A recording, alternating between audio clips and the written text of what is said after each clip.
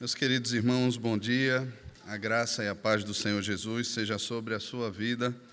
Chegamos ao último domingo do ano e não sei como é que você está, como é que está o seu coração nesse momento, as lutas que você tem passado, as alegrias. Muitos pais alegres hoje por verem os seus filhos professando a sua fé, irmãos felizes porque tornaram-se membros da igreja do Senhor, e é uma alegria para nós também. Meus queridos, nós encerramos a série no Sermão do Monte.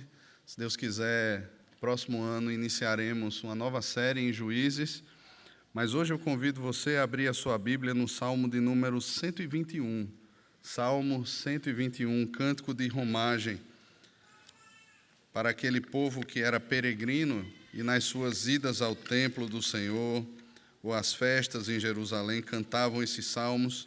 Nós, peregrinos e forasteiros nessa terra, também somos chamados por meio desse salmo, que é um cântico de peregrinação, um salmo de romagem, a aprendermos mais do Senhor nessa manhã. Salmo 121.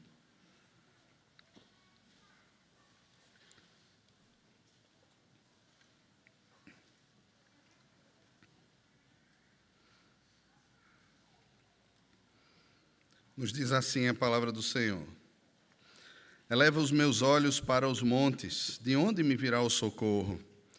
O meu socorro vem do Senhor, que fez o céu e a terra. Ele não permitirá que os seus pés vacilem, não dormitará aquele que guarda você. É certo que não dormita nem dorme o guarda de Israel. O Senhor é quem guarda você. O Senhor é a sombra à sua direita. De dia não lhe fará mal o sol, nem de noite a lua. O Senhor guardará você de todo o mal, guardará a sua alma. O Senhor guardará a sua saída e a sua entrada, desde agora e para todo sempre. Amém, amém. Vamos orar ao Senhor, irmãos. Pai, nós louvamos ao Senhor por Tua palavra. Louvamos ao Senhor porque ela é palavra do Senhor. Ela é inspirada pelo Senhor. Portanto, Pai, ela é autoritativa. Ela é como os nossos irmãos professaram aqui, todos nós também professamos, é a nossa única regra de fé e prática. Por isso, Pai, pedimos ao Teu Espírito, que é o Espírito da verdade, que conduza a Tua palavra, que é a verdade, ao nosso coração. E assim sejamos pastoreados pelo Senhor. Aplica, Pai, a Tua palavra de acordo com aquilo que Tu queres tratar em nossa vida, nos abençoando assim. Nós oramos no nome de Jesus. Amém. Crianças, eu sei que vocês permaneceram aqui nessa manhã e, de repente, você tem aí um material para anotar o sermão, e eu quero chamar a sua atenção para nós falarmos nessa manhã, no início desse sermão, sobre um herói que surgiu nos quadrinhos e que depois tornou-se herói dos filmes, e certamente você que é criança, você que é adolescente, jovem, adulto, já ouviu falar desse herói. A história dele é bem interessante. Em 30 de janeiro de 1933, Adolf Hitler foi nomeado chanceler da Alemanha. E a partir disso, a Alemanha, que era um centro cultural e científico na Europa, ela gradativamente foi se tornando numa ditadura que perseguia abertamente os judeus. Mais especificamente, em novembro de 1938, um evento conhecido como a Noite dos Cristais serviu como ponto de virada para a opinião pública dos judeus que moravam nos Estados Unidos. Nessa noite aconteceram ataques coordenados, violentos, contra judeus em toda a Alemanha e também na Áustria. Sinagogas queimadas, judeus levados para os campos de concentração. Lá do outro lado do oceano, nos Estados Unidos, mais especificamente em Nova York, dois judeus, John Simon e Jack Kirby, eles estavam horrorizados com as notícias que chegavam da Europa para os Estados Unidos, e todo esse contexto de guerra, de perseguição, sinagogas queimadas, judeus levados aos campos de concentração, deixou claro para eles que o nazismo não era apenas política. porém era um plano de extermínio.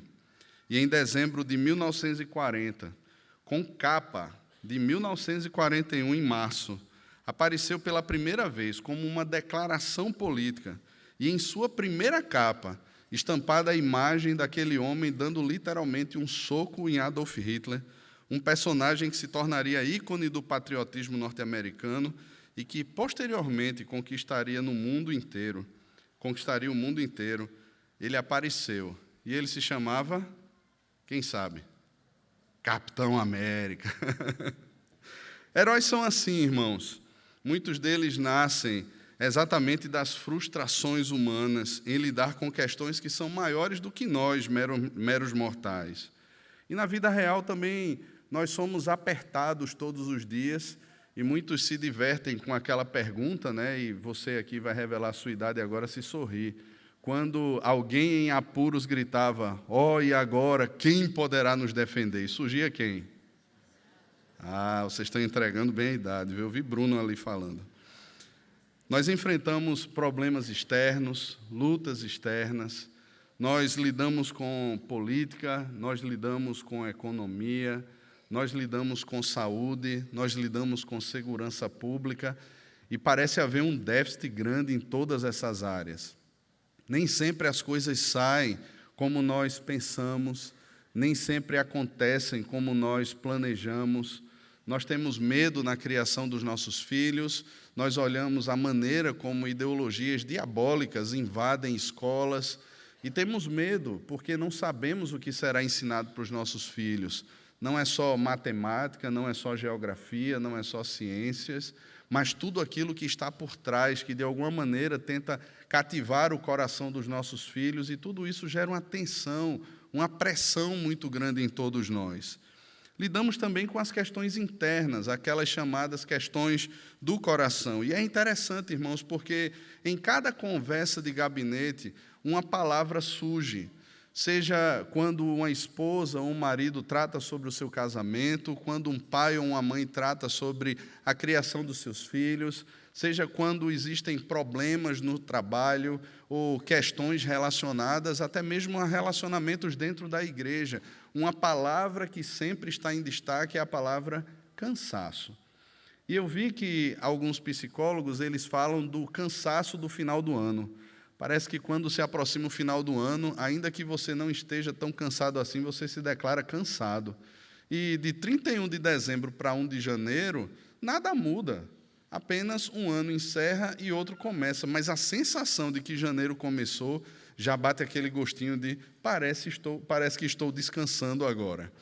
É uma sensação bem estranha, mas até pessoas têm escrito sobre isso, né? Sobre o cansaço do fim de ano e a renovação de um outro ano. Veja, irmãos, esse cansaço nem sempre ele é identificado. Ao conversar com muitos irmãos, a gente vai percebendo que eles estão cansados, mas eles não conseguem identificar precisamente o cansaço. E alguns pontos interessantes surgem nessas conversas. E eu peguei aqui pelo menos 4 aspectos que são internos e externos, que têm produzido muito cansaço nos nossos dias. O primeiro deles é a exaustão do eu que se acha suficiente. É interessante isso, irmãos, porque vivemos na era da performance.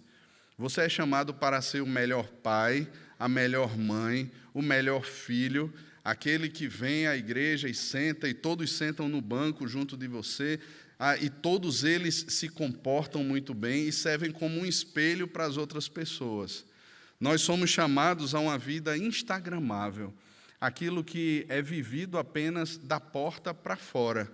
As pessoas não enxergam de fato as lutas do coração, as mazelas que nós carregamos, mas elas se contentam e elas buscam viver apenas aquilo que é aparente.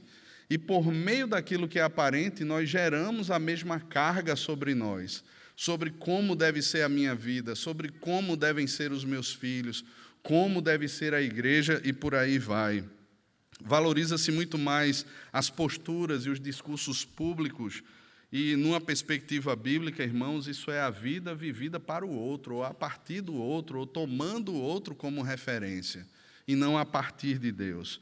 Só que manter uma imagem requer muito esforço extremo. Porque, afinal de contas, se o outro se torna referência para mim e se torna o meu temor, eu passo a temer os homens, eu vou precisar de um esforço extremo para manter uma imagem, para manter algo que as pessoas o louvem, que as pessoas olhem para aquilo e digam assim: nossa, fulano de tal realmente é muito bom, vale a pena viver e ser igual a ele. Um outro aspecto, irmãos, é o materialismo. John Stott, em seu livro O Discípulo Radical, ele aponta o materialismo como sendo um dos fatores mais escravizantes dos nossos dias. E ele diz o seguinte: corremos para comprar o que não precisamos com dinheiro que não temos para impressionar pessoas que não gostamos. Interessante isso. Só que o consumo, irmãos, ele é um poço sem fundo. Quanto mais você tem, parece que mais você quer. E quanto mais você conquista coisas, quando alguém conquista algo melhor do que o seu, bate aquela inveja, né? E a gente olha assim: poxa vida, eu preciso dar um upgrade naquilo que eu já conquistei. Ou mesmo aquilo que se chama obsolescência programada, né? A gente olha para essas coisas assim: ó, já está com prazo de validade, já venceu, eu preciso de um iPhone 18, 19, 20. Eu preciso de algo cada vez melhor, ainda que eu não precise realmente disso. Um terceiro aspecto que nós percebemos nas conversas é a solidão. E eu não sei se você lembra na voz de Alceu Valença, quando ele dizia que a solidão é fera, a solidão devora. E, de fato, irmãos, hoje vivemos um hiperindividualismo. Ainda que numa comunidade de fé, nós passamos a viver vidas isoladas. É aquele tipo de vida que diz assim: olha, não se meta na minha vida, deixa que eu caminhe sozinho. Nós não queremos um discipulado de verdade. Nós não queremos uma caminhada num pequeno grupo, onde as pessoas conheçam a nossa realidade e muitas vezes nos exortem pela maneira como nós tratamos a esposa ou criamos os nossos filhos. E veja, irmãos, isso vai de encontro ao ensino da própria palavra de Deus, que fala sobre exortação mútua, sobre aconselhamento mútuo, sobre a perspectiva de que somos um corpo de Cristo. Daí nós entendemos um pouco sobre, por exemplo, o consumo da fé. Pessoas que entram e saem das igrejas simplesmente para consumir. Não, aqui existe uma pregação legal, aqui existe um louvor legal, existe um ambiente legal, confortável, tem lugar para deixar os meus filhos, e eu entro e saio sem me relacionar com ninguém. Simplesmente uma perspectiva de consumo, e não daquilo que o Senhor Jesus coloca como que de serviço, onde nós servimos uns aos outros no corpo de Cristo. A solidão, de fato, irmãos, devorará. E esses pesos que nós somos chamados para compartilharmos uns com os outros passam, então, a serem carregados sozinhos. E pensamos que, de alguma maneira, podemos dar contas. Inclusive, irmãos, quando nós olhamos para o ministério pastoral. Eu lembro que, conversando com um pastor, na época, lá em Brasília, ele olhou para mim e disse assim: o ministério pastoral é um dos ministérios, é um dos trabalhos mais solitários que existem. E ele dizia assim: nem muitas vezes a nossa esposa entende o que nós estamos passando. Só nós sabemos o que estamos passando. E é por isso que pastores precisam de pastores. Presbíteros, nesse sentido, precisam ter esse ambiente, pastores, onde possam abrir o coração e serem pastoreados mutuamente. Mas também, irmãos, pastor é uma vocação que não nos tira do fato de sermos corpo de Cristo junto com os irmãos. E, nesse sentido, a igreja precisa entender que os seus pastores não são super-homens, não são pessoas que estão blindadas contra os ataques do inimigo, contra as tentações, contra as fraquezas, as lutas, os medos que acometem qualquer outro crente. Somos todos, irmãos, nesse sentido, farinha do mesmo saco. O quarto aspecto, irmãos, que a gente percebe nessas conversas é o excesso de ruído. E é interessante isso. Muitos comentam que o grande anestésico dos nossos dias é a quantidade de informação e o entretenimento. A velocidade e a quantidade de informações que nós temos não é brincadeira. Você está lendo uma notícia e daqui a pouco já surge outra notícia. Você está lidando ou tentando lidar com uma questão difícil que você acabou de receber, já chega outra para tirar a sua atenção e nós não temos tempo para processar essas coisas e simplesmente essas notícias, essas informações vão se acumulando e, de alguma maneira, abatendo o nosso coração. O entretenimento, então, serve como aquele anestésico também. Aquela coisa que nós pensamos que, de fato, se nós estivermos vivendo o entretenimento, seja ele qual for, nós descansaremos.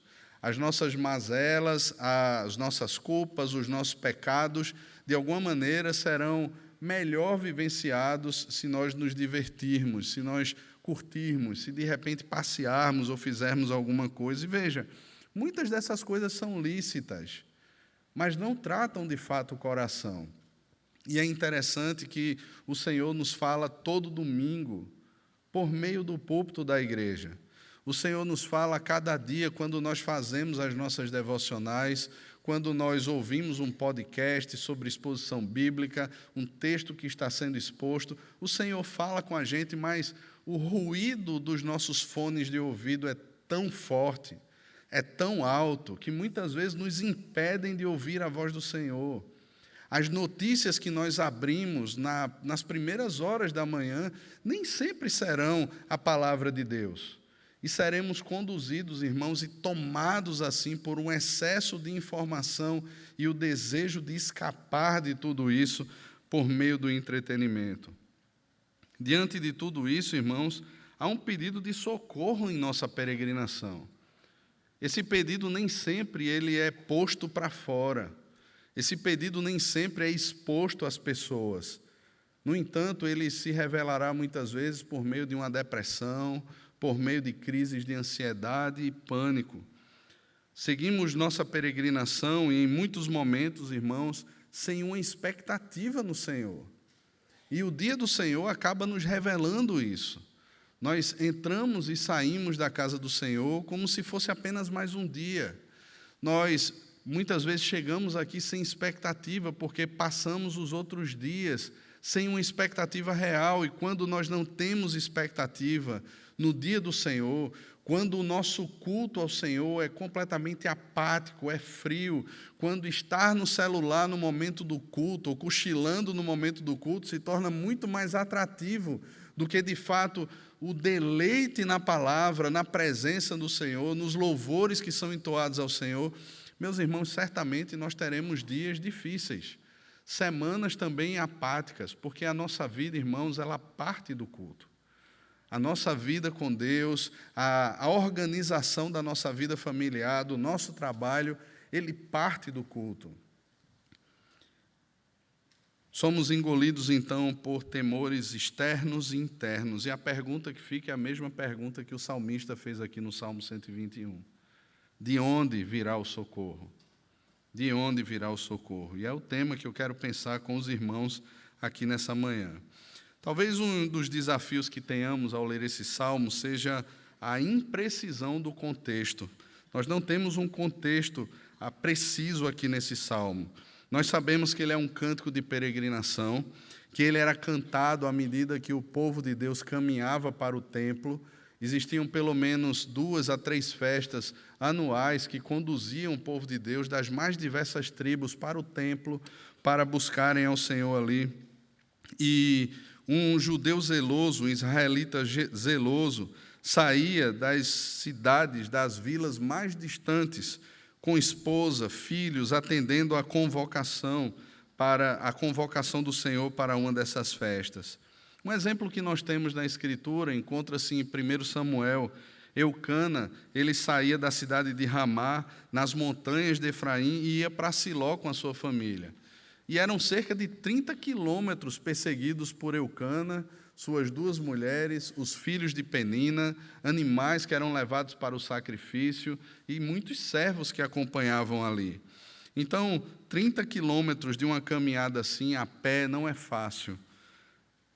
Quando o templo ele é construído em Jerusalém, pessoas das mais diversas regiões também concorriam para Jerusalém e caminhavam bem mais do que os 30 quilômetros de Eucana. Muita coisa era levada, muitos cuidados eram tomados, conselhos eram dados pelos mais experientes e, ao mesmo tempo, medos eram compartilhados. E há algo interessante nisso, porque não só o povo eleito do Senhor se dirigia ao templo, mas também ladrões ficavam à espreita exatamente nos montes. Eu não sei se você já viu aqueles filmes de faroeste, quando as caravanas se aproximavam de determinado local, os bandidos ficavam exatamente onde? Nos montes. Eram os locais mais propícios para que se observassem as vulnerabilidades das carruagens, das comitivas que por ali passavam, e perceber ali os flancos, os locais mais abertos para que eles pudessem, então, fazerem suas investidas. E isso acontecia, irmãos, porque o calendário litúrgico em Israel era muito bem definido. Então, os ladrões, os salteadores, eles sabiam muito bem o tempo em que as caravanas de israelitas passariam por ali. E eles corriam riscos reais. Existiam também as intempéries, o sol e o seu calor, a noite e o seu frio, os riscos daquilo que não se pode ver à noite, eram riscos reais. E o povo temia também a tudo isso. De fato, não era tão simples essa peregrinação.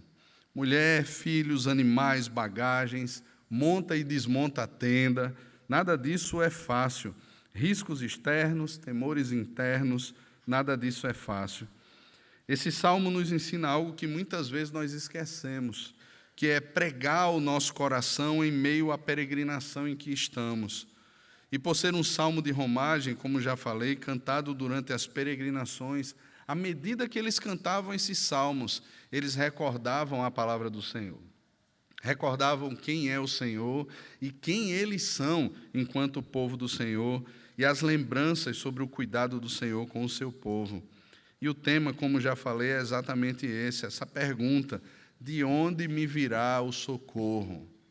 De onde me virá o socorro? Em primeiro lugar, irmãos, nós já encontramos a resposta a essa pergunta no versículo 1 e no versículo 2.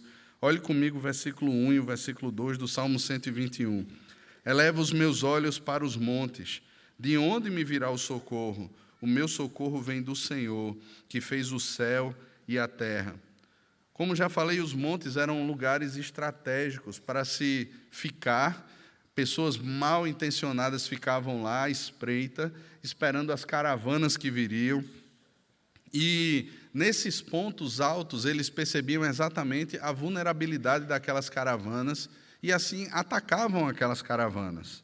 Os montes também eram usados, irmãos, e dependendo da época escrita desse salmo, talvez no período de um rei iníquo que governou Israel, os montes também eram usados como locais de adoração de altares a deuses pagãos. Então, talvez naquela peregrinação, os israelitas piedosos olhassem para os montes e percebessem ali a idolatria, toda a perversidão, aquilo que era feito muitas vezes por Deus, por reis iníquos, que chegaram a sacrificar os próprios filhos a deuses pagãos. Esses altares eram muitas vezes contemplados, dependendo da época da escrita do Salmo, por aqueles israelitas também. De onde me virá o socorro? O salmista mesmo responde: o meu socorro vem do Senhor. E aqui nós temos um aspecto bem interessante. A palavra Senhor usada em todo esse salmo é o nome pactual de Deus. Esse salmista, ele sabe muito bem quem é o Senhor e ele conhece muito bem o Deus que tem um pacto com o seu povo. E ele sabe, irmãos, que esse pacto não depende necessariamente da fidelidade do povo, mas esse pacto leva em consideração o próprio nome e a santidade do Deus de Israel. É o Deus do pacto. É o mesmo Deus que chamou Abraão.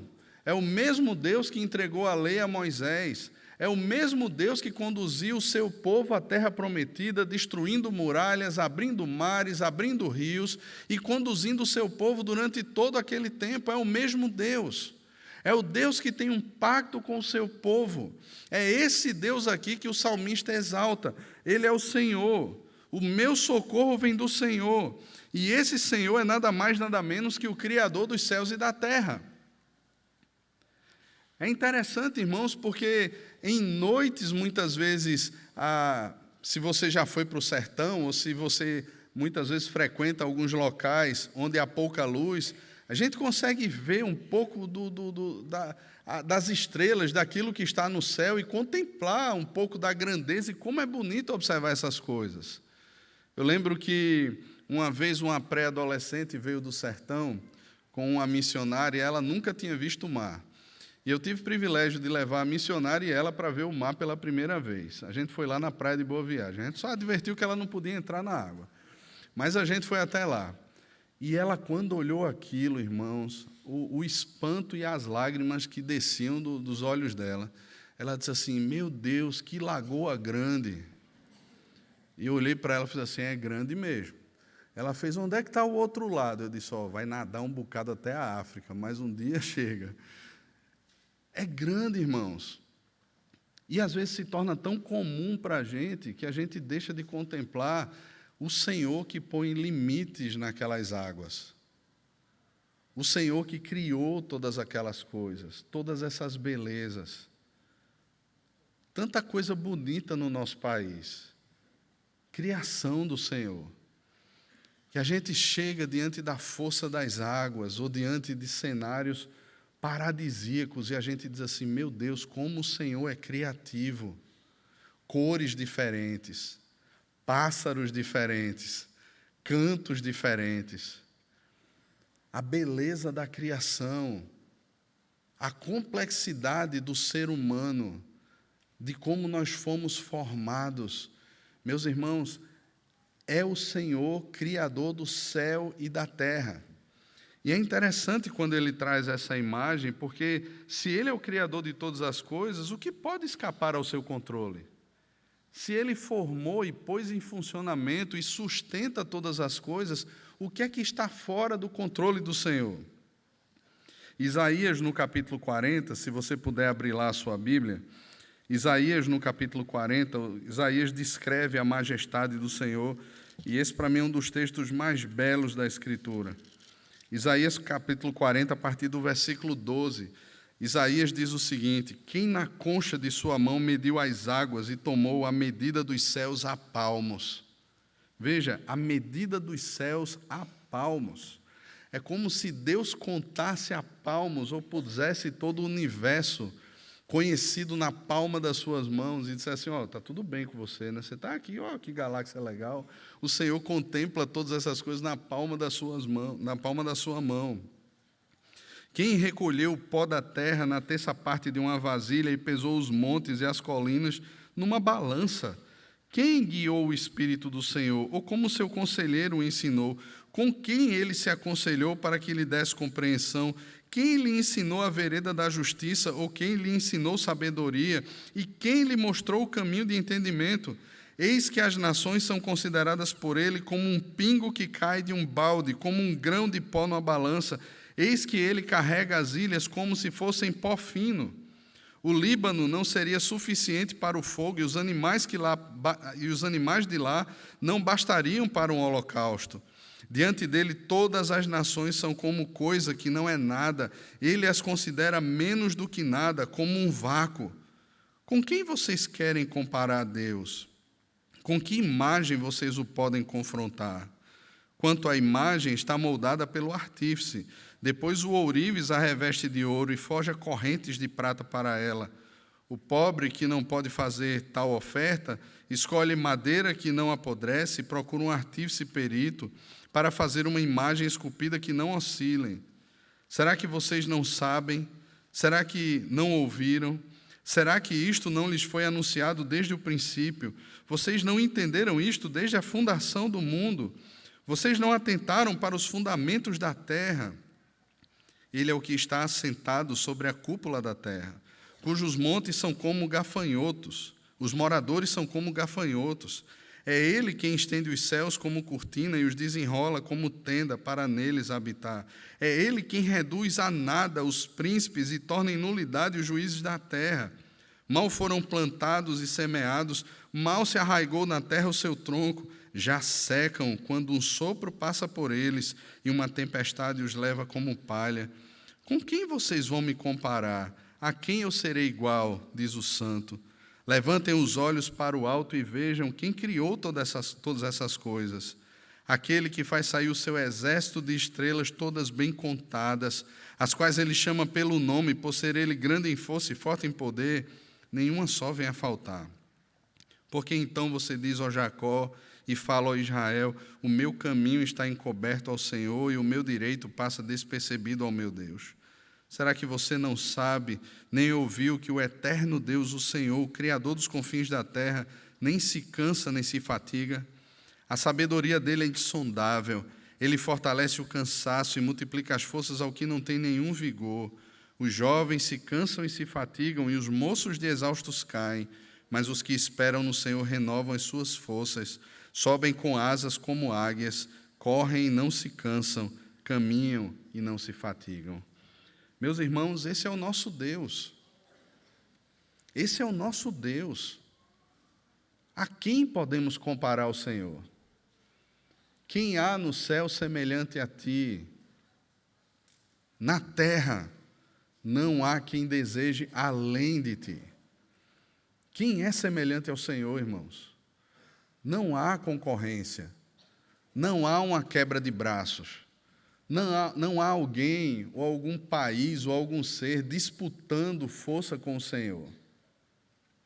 É por isso, irmãos, que a resposta que o salmista diz aqui, o meu socorro vem do Senhor. O meu socorro não está nas eleições do ano que vem. O socorro dos servos de Deus não estão nas eleições do ano que vem. Ponha isso e crave isso no seu coração. O nosso socorro, irmãos, não está numa mudança da economia. O nosso socorro não está naquilo que o homem pode fazer. A nossa dependência, irmãos, como igreja de Cristo, não está fundamentada em governos que abram mais as portas ou que fechem mais as portas, porque a igreja de Cristo foi comprada pelo seu sangue. A igreja de Cristo é, portanto, invencível.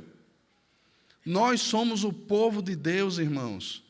Deus tem um pacto com o seu povo, e esse pacto, para nós, recebido de graça, custou caro para o Senhor. Ele não expôs nas nuvens simplesmente um eu amo vocês, eu protejo vocês. Ele deu o seu Filho na cruz por nós. Jesus foi até aquela cruz e se entregou por mim, por você, por sua igreja. E nós temos a promessa do Senhor de que Ele nos guardará até o dia final, que nós não estaríamos sozinhos, que Ele estaria com a sua igreja todos os dias até a consumação dos séculos. Meus irmãos, o nosso socorro vem do Senhor. A nossa esperança é o Senhor. O salmista, no Salmo 146, deixa isso muito bem claro. Não confieis em príncipes, nem nos filhos dos homens, nos quais não há salvação. Sai-lhes o espírito e eles tornam o pó. Naquele mesmo dia perecem todos os seus desígnios. O nosso socorro, irmãos, está no nome do Senhor. Nós dependemos daquele que criou os céus e a terra. Tente contemplar a imensidão. Tente contemplar a beleza de todas as coisas. Meus irmãos, esse mesmo Deus que criou e sustenta cada estrela no céu, Ele nos sustenta, Ele nos guarda, Ele é o nosso Deus. E veja, talvez, professando a nossa fé, talvez, domingo após domingo, talvez nós ensinemos isso aos nossos filhos, mas irmãos, quantas vezes essa verdade desceu para o nosso coração e se tornou em nós descanso, e se tornou em nosso coração, como o produto da fé, descanso.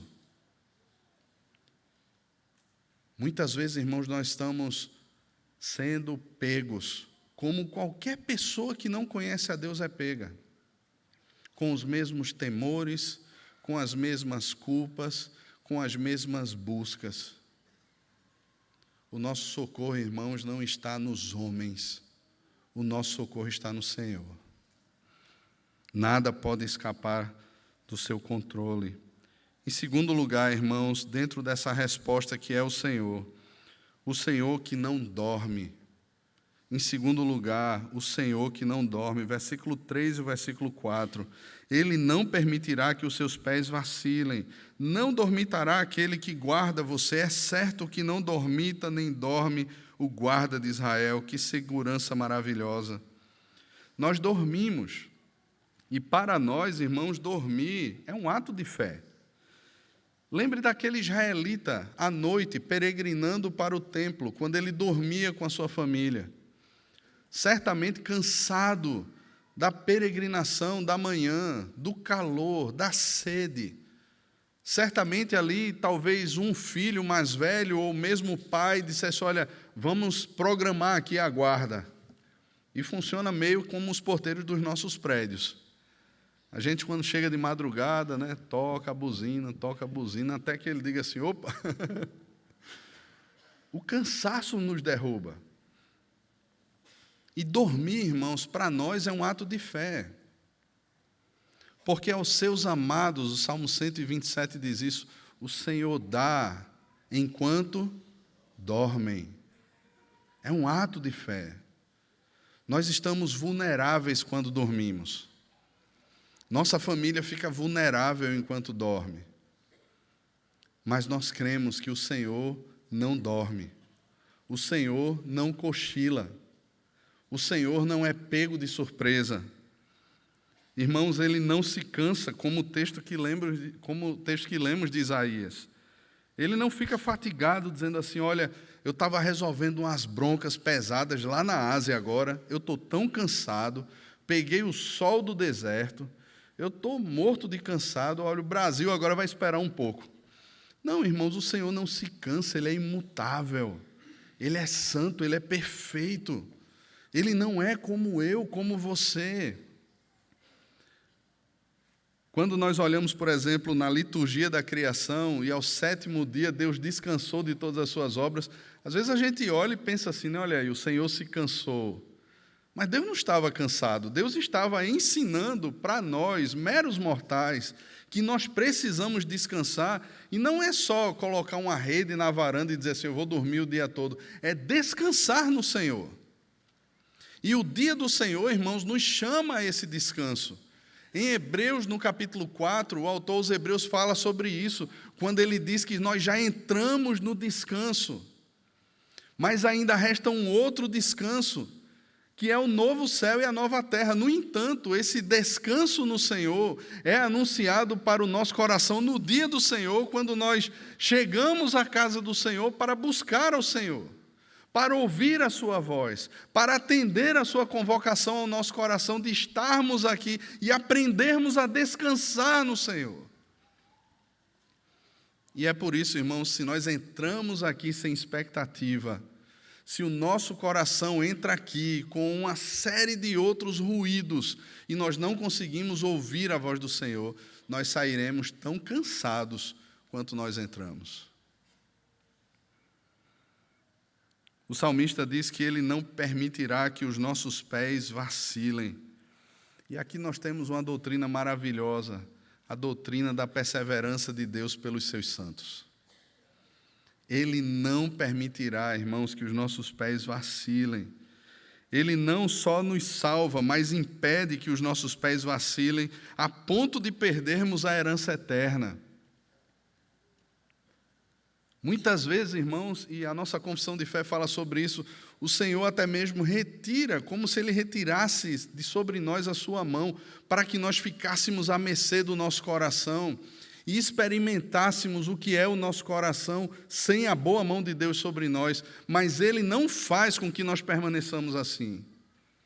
Ele nos traz de volta, porque nós somos dEle. Nada pode nos arrebatar do amor de Deus revelado em Cristo Jesus. Às vezes, quando nós estamos conversando com alguns irmãos, perguntamos, você tem certeza da sua salvação?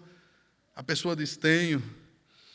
Você tem certeza que se você fechar os olhos agora, você irá para onde? Aí a pessoa diz assim, olha, eu não sei, né? Porque eu tenho assim certeza da salvação, mas de repente... Mas veja, irmãos, essa garantia não é dada por aquilo que eu faço ou por aquilo que eu deixo de fazer. Essa garantia foi dada pelo Senhor na cruz. E qualquer tentativa de acréscimo meu, de pensar que pela minha justiça, por aquilo que eu acho que eu faço ou deixo de fazer, eu conquistarei um pouco mais, eu estou diminuindo a glória de Cristo e aquilo que Ele fez na cruz. É claro, irmãos, que isso não dá a mim ou a você aquela impressão que Paulo então descreve em Romanos, ora, pecaremos ainda mais para que a graça seja mais abundante? De modo nenhum. Como podemos permanecer no pecado, nós os que para o pecado já morremos? Ou seja, o fato de termos sido salvos pelo Senhor não dá a mim e a você um salvo-conduto para o pecado. Para nós pensarmos que podemos viver a vida de alguma maneira seguindo os nossos impulsos ou a vontade do nosso coração. Jesus tomou na cruz a nossa morte e nos deu da sua vida para que pudéssemos viver a sua vida aqui e não mais a nossa. A morte substitutiva de Cristo implica nisso. Eu não ando mais como os pagãos, eu não sou mais conduzido como os gentios na nulidade dos seus pensamentos, seguindo as vontades, os impulsos do seu coração. Nós fomos feitos servos da justiça. Fomos chamados para uma nova vida e para andarmos em novidade de vida. Mas nós somos guardados pelo Senhor. E isso nos é ensinado pelo Senhor Jesus na oração dominical. Livra-nos do mal. E é essa garantia que o salmista expõe para mim e para você. O Senhor é o guardião constante, ativo em toda a jornada. Ele é o guarda do seu povo. Ele é o guarda da sua igreja. Ele protege a sua igreja. Ele guarda a sua igreja, de modo, irmãos, que a igreja de Cristo perseverará até o dia final. Quando Paulo ele trata sobre isso, em Efésios, no capítulo 1, o apóstolo Paulo diz que nós fomos selados pelo Espírito Santo da promessa. E diz que o Espírito Santo foi dado como garantia, até o resgate da herança do Senhor, que é a sua igreja. Veja, você já ouviu falar provavelmente numa casa de penhores. A pessoa às vezes está com uma dívida, tem um bem, uma joia, alguma coisa. Olha, eu vou penhorar isso e sacar um valor, depois eu venho, pago a dívida e recupero aquela joia, aquilo lá que deixei penhorado. Sabe o que foi penhorado pelo Senhor como garantia de que somos dele? De que ele voltará para nos buscar? Irmãos, Deus não penhorou um planeta. Deus não penhorou algo que aos nossos olhos tenha algum tipo de valor. O Espírito Santo foi dado como penhor. Agora eu pergunto a você, o que nesse universo pode pagar o preço do Espírito para que nós percamos a salvação? O quê? O que pode ser, de repente, diante do Deus que criou todas as coisas, de repente não ter recursos ou não ter como salvar a sua igreja? Meus irmãos, nós estamos guardados, somos sustentados pelo Senhor, até o dia final. O apóstolo Paulo afirma isso, irmãos, não numa ilha maravilhosa, tomando água de coco, recebendo massagem nos pés. Paulo está numa prisão, uma prisão insalubre, uma situação extremamente difícil. Ele sabia, irmãos, que a sua sentença já estava lavrada e o que aguardava o apóstolo Paulo era a decapitação. Paulo sabia disso, mas ele afirma a Timóteo: eu sei em quem tenho crido, estou bem certo que ele é poderoso e guardará o meu depósito até o dia final. Meus irmãos, olhe o Salmo e veja quantas vezes a palavra guarda existe aqui. Tanto guarda de Israel como a ação desse guarda em guardar o seu povo. Meus irmãos, é tremendo quando nós pensamos que nós somos guardados pelo Senhor. Nós não estamos à mercê desse mundo. Nós não estamos órfãos, perdidos nesse mundo. Nós temos um Pai que de fato cuida de nós, que de fato nos guarda, que nos protege, que nos abençoa. Ele está conosco todos os dias, irmãos. E durante toda essa jornada de peregrinação, não serão os nossos cuidados, por mais precavidos que sejamos, e devamos ser. Existe uma responsabilidade que é nossa. No entanto, irmãos, aquele que nos guarda é o Senhor. E em terceiro lugar, versículo 5 e o versículo 6, o Senhor é quem nos protege de todo o mal. Veja o que nos diz o versículo 5 e o 6. O Senhor é quem guarda você. O Senhor é a sua sombra à sua direita. De dia não lhe fará mal o sol, nem de noite a lua. E é interessante aqui, porque no contexto militar antigo, o lado direito era o lado do ataque. A gente tem no livro de Juízes, e a gente vai ver aqui ano que vem, se Deus assim permitir, um dos juízes chamado Eude. E Eude era canhoto. E é interessante, irmãos, que Eude ataca exatamente com o braço que o rei que dominava Israel na época não esperava que ele atacasse, com o braço esquerdo. Mas o braço comumente usado para empunhar a espada era o braço direito. E o braço em que o escudo ficava era o esquerdo. Então, numa batalha, qual é o lado mais vulnerável? É o lado direito. E quem é que é a sombra à direita? O Senhor é a sombra à sua direita. Isso é tremendo, meus irmãos. Veja, no local mais vulnerável na luta contra o mal, no momento da batalha, quem está no lado mais vulnerável, nos protegendo, nos guardando, é o Senhor. Ele é a sombra à sua direita. É exatamente ali que o Senhor se posiciona, no lado mais vulnerável. Mas, ao mesmo tempo, irmãos, nós temos aqui esse lembrete da peregrinação. Ele fala sobre o sol e o calor do sol durante o dia e os riscos noturnos. Ele nos guarda tanto dos perigos durante o dia, aquilo que está claro aos nossos olhos, dos perigos diretos e também daqueles que são ocultados pela noite, ou seja, o Senhor nos guarda de maneira total. Ele faz aqui um jogo de palavras que é chamado de merismo, para mostrar isso. Na totalidade, você é guardado pelo Senhor. De maneira total, o Senhor guarda você.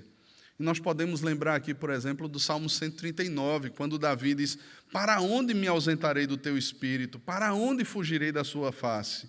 Se eu subir aos céus, o Senhor lá está. Se eu fizer a minha cama no mais profundo abismo, ali o Senhor não estará.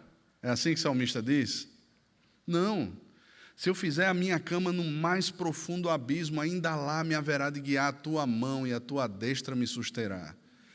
Não existe local, irmãos, onde a mão do Senhor não nos alcance. Não existe lugar. A Corrie ten Boom, que protegia judeus na época da perseguição, ela diz uma frase marcante: não existe poço tão profundo que as mãos do Senhor não possam nos alcançar. Não existe, irmãos. Não existe poço profundo demais para o Senhor. Não existe situação difícil demais para o Senhor. Não existe. Todos os aspectos da nossa vida, todas as áreas, Ele guarda, Ele está conosco, Ele nos livra do mal. E é interessante que essa é a linguagem usada aqui pelo salmista: não fará mal. Veja, isso não nos isenta, irmãos, de problemas. Isso não nos isenta de sofrimentos, mas isso nos dá a certeza de uma presença constante. Nós não estamos sozinhos, nós não somos apenas pessoas que perambulam por esse mundo e que, de repente, nas situações mais difíceis, percebem-se abandonadas. O Senhor estará conosco em todo o tempo, em toda situação. Em quarto e último lugar, versículo 7 e o versículo 8. O Senhor guardará você de todo mal, guardará a sua alma. O Senhor guardará a sua saída e a sua entrada, desde agora e para sempre. Amém. Veja, irmãos, Ele guarda a nossa vida de todo mal. Como já falei, faz parte da oração do Senhor Jesus: livra-nos do mal, livra-nos do maligno. Aos servos de Deus, irmãos, aí existe uma limitação na operação do mal nesse sentido. Os irmãos conhecem a história de Jó. E eu lembro de Mano, uma vez pregando, Mano disse que o diabo é como um cachorrinho na coleira de Deus.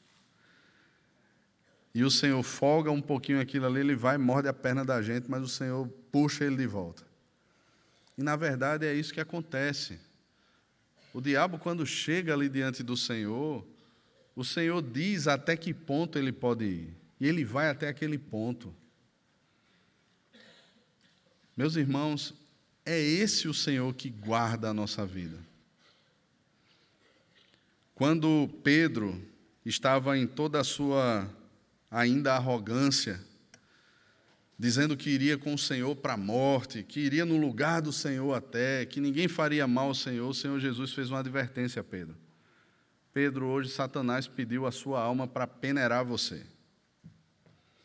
E eu roguei ao Pai para que a tua fé não desfalecesse. E Pedro passou pela peneira. Pedro passou. Ele foi provado pelo Senhor e ele negou o Senhor 3 vezes. E é interessante, irmãos, porque depois o mesmo Senhor vai até Pedro. Quando Pedro estava executando a profissão que ele foi treinado para executar, pescando peixes. E Pedro vê ao Senhor. E Pedro se lança ao mar. E ele vai até a presença do Senhor Jesus. E ali o Senhor Jesus olha para Pedro e diz assim: Pedro, tu me amas? Pedro responde: eu te amo, Senhor. Pedro, tu me amas? Pedro responde: eu amo, Senhor. E na terceira vez, irmãos, eu creio que um filme passou na mente de Pedro, porque Pedro responde de maneira diferente. Ele diz: Senhor, tu sabes todas as coisas. Tu sabes que eu te neguei. Tu sabes que eu fui peneirado pelo mal e pelos meus méritos eu não passei. E Jesus olha para Pedro e diz mais uma vez: apacenta as minhas ovelhas. E disse a Pedro: segue-me. Porque, irmãos, o mal não tem a palavra final. Ele não vai triunfar. Nós já temos o final de toda a história. E nós sabemos, irmãos, que o mal será destruído definitivamente pelo Senhor. Quando João tem aquele Apocalipse dado pelo Senhor Jesus, Apocalipse é muito mais uma carta de consolo para as igrejas. Porque os apóstolos haviam sido mortos. Provavelmente só João estava vivo. As igrejas estavam enfrentando duras perseguições. Mas Jesus faz questão de mostrar a João quem está sentado no trono. Jesus faz questão de mostrar a João a quem os reis da terra entregam as suas glórias. Jesus faz questão de mostrar a João que a grande Babilônia, que os mercados do mundo inteiro cairão. Jesus faz questão de mostrar a João que existe um povo que terá dos seus olhos enxugada toda lágrima, que terá o seu coração apacentado definitivamente. E esse salmo, irmãos, ele encerra com uma promessa escatológica. Quando o salmista diz: o Senhor guardará a sua saída e sua entrada, desde agora e para sempre. Davi encerra o Salmo 23 com as mesmas palavras: bondade e misericórdia me seguirão todos os dias da minha vida e habitarei na casa do Senhor para todo sempre. Meus irmãos, a palavra final é do Senhor. Nós um dia estaremos para sempre com Ele. Eu não vou cantar não, mano, mas aquela música: lá está o meu tesouro, lá onde não há choro, onde todos cantaremos juntos hinos de louvor ao Senhor. Lá, irmãos, estaremos para sempre com o Senhor. Nesse novo céu e nessa nova terra, onde habita de fato a justiça, porque é o Senhor quem governa. Onde seremos consolados, onde seremos abraçados, onde participaremos com crentes de todos os tempos, línguas, povos, tribos, nações, daquela grande ceia naquele dia com o Senhor. Meus irmãos, como devemos ter expectativa nesse dia. Mas hoje, o dia do Senhor, irmãos, é uma antessala daquilo que nós tanto aguardamos. E esse dia, pois, deve representar para mim e para você um dia diferente de qualquer outro dia, porque nesse dia o Senhor tem todos os seus atributos, tudo aquilo que compõe o seu ser, voltado para a sua igreja. E da mesma forma a igreja deve ter todos os seus sentimentos, toda a sua mente, todo o seu coração voltados para o Senhor. Porque esse dia, irmãos, é uma pequena antecipação daquilo que nós viveremos para sempre com o Senhor. É aqui que nós somos lembrados, irmãos, que o nosso socorro vem do Senhor. Não precisamos de um Capitão América, não precisamos de nenhum herói da Marvel ou da DC Comics. Nós não precisamos de um salvador da pátria. Nós não precisamos de juízes mais justos, ainda que devamos orar por isso. Ainda que devamos votar de maneira coerente com a nossa fé. Mas, irmãos, no final das contas, nós precisamos do Senhor. Nós precisamos do Senhor. Todas as garantias, irmãos, que nós temos, elas não se encontram em homens, elas se encontram no Senhor. E nós somos chamados a descansar no Senhor. Somos o povo da aliança, a igreja do Senhor. Como já falei, essa igreja é invencível. Jesus pagou um alto preço por sua noiva, por sua igreja.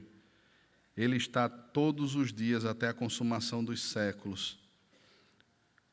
Agora uma pergunta para você: quais são os seus temores? O que tem produzido medo? O que tem paralisado você? O que de alguma forma tem causado ansiedade ao seu coração? Você se cansa, fica exausto. Talvez sejam apenas as ameaças externas, os medos externos, os burburinhos, a gritaria do mundo aí fora. Mas talvez seja aquilo que se encontra no seu coração, da performance, do materialismo, a solidão, o excesso de ruído. A gente precisa aprender com Davi, irmãos, a fazer calar e a sossegar a nossa alma, como uma criança se aquieta nos braços da sua mãe. Nós somos convocados pelo Senhor, meus irmãos, a descansar nele. Ele é o nosso socorro. Ele é quem nos guarda. Ele não dorme. Ele não se cansa. Ele nos livra do mal. Ele persevera por nós até o fim. Nada pode nos separar do seu amor. Vamos descansar, então? Vamos chegar ao final, talvez, de 2026, se o Senhor assim permitir, menos cansados, com mais entusiasmo, com mais vigor, esperando mais, crendo mais. Para isso, leia a palavra, se esmere nisso, se aprofunde na palavra do Senhor, na sua vida de oração, na sua vida devocional, na sua frequência aos cultos, reuniões de oração, na participação dos ministérios. Não é só fazer alguma coisa, mas se nós perdermos, irmãos, a devocionalidade em cada momento, se nós acharmos que abrir a palavra é simplesmente ler um texto e não meditarmos, e não pastorearmos uns aos outros, meus irmãos, a vida se torna um fardo, porque serão apenas execuções. Mas no seu trabalho lá fora, na criação dos seus filhos, seja conduzido pela palavra. Saiba que você está criando filhos e encaminhando filhos para o Senhor.